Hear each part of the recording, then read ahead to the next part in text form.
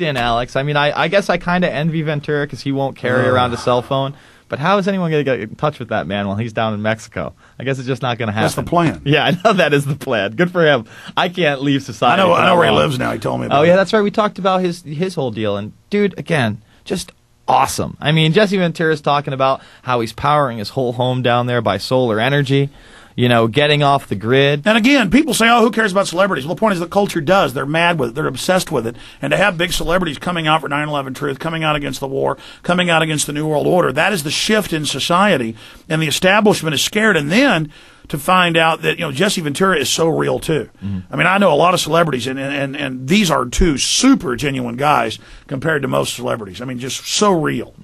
And it's not just one time. They didn't just come on your show one time. They keep pressing the issue, and there continues to be other people that aren't just celebrities.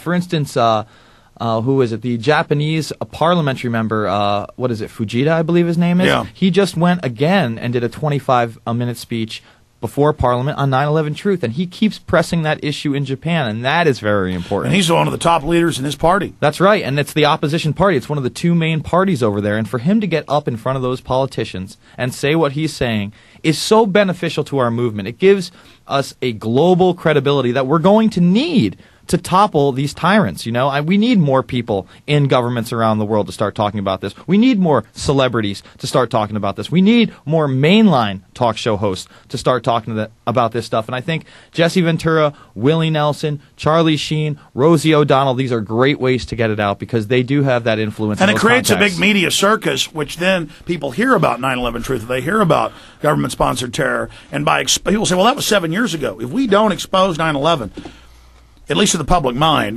much less convictions, then they will continue to carry it out over and over again. They continue to use it to take your freedoms. That's right, and it's not like 9/11 is an isolated incident. We know the 7/7 bombings in Europe, in London, had drills going on at the same exact time of the same exact train stations being blown up. I mean, is that a coincidence, Alex? Of course it's not a coincidence.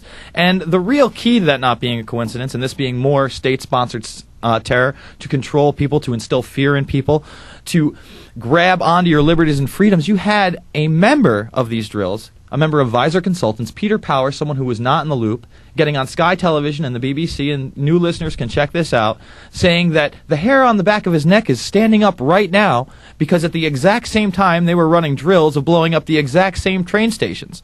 And the BBC kind of follows up on it and goes, that is an incredible coincidence. He's like, yes, it is an incredible coincidence. And then last year, because of people like you and myself, We Are Change, which is now a global institution. I mean, if you want it, you got it. You can go up to a politician. You can go up to somebody who is a corporate entity. You can go up to one of these elites and ask a question. We Are Change Ireland, in a country far, far away, finds Peter Powers, asks him who he's going to run the drills, who he was running the drills for, and the man walks into a closet, Alex.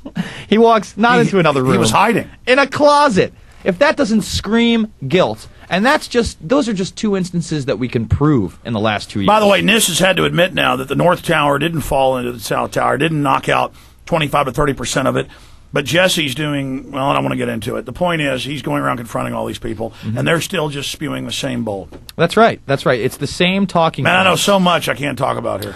Well, you know, I mean, a lot of exciting stuff. I still get those talking points, too. Oh, 25% of the back face of World Trade Center 7 was scooped out. And we have video. It isn't. And it's not. We have video inside the building. And now NIST has retracted that. Yeah, they absolutely have. And then now these big firms, institutions, and big architecture institutes are coming out and saying, we've read your report. This is impossible. Yeah. I mean, but again, the debunkers count on people being stupid and not looking deeper. They just count on putting out disinformation, and that isn't working anymore. No, it's absolutely right. Let me give you an example of what they do. Okay, they just make a claim that is completely untrue and then run with it. For instance, one of the big debunkers' claims is that the military drills that morning immediately ended as soon as the real attacks happened. And they just spew this. They give no evidence. But we have the NORAD tapes, Alex. These drills went on all morning long, at least through Flight 93 going down, and then when they called them to Cheyenne Mountain, it took another 20 to 25 minutes for them to shut these drills down. That's all morning.